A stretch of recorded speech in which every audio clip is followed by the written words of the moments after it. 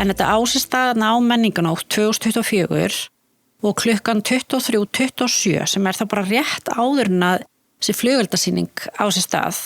Þá berst lögreglunni tilkynningu líkamsárás og það var sem tilkynnt að 3 einstaklingar hefðu verið stungnir með hníf á bílaplani í miðbæ Reykjavíkur sem þá niðri í Skúlagötu.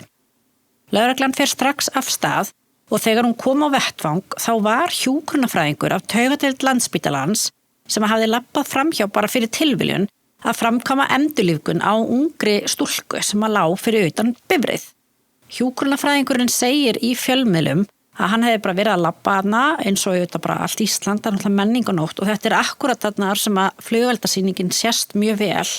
En hann tekur þarna eftir miklu öngþveiti í kringum einhverja bifreið og segir að þar hafi staðið ungur strákur bara öskrandi og grátandi að biðja hjálp. Lögreglan fór að tala og bara vitja hina krakkana og sá að það voru fleiri með áverka.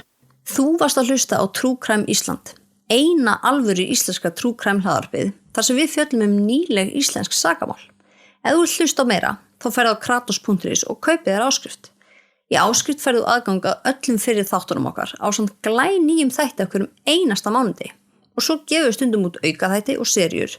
Og þeir sem í áskrift koma í lokaðan Facebook-hóp, þar sem við setjum inn alls konar upplýsingar. En sjáumst í áskrift!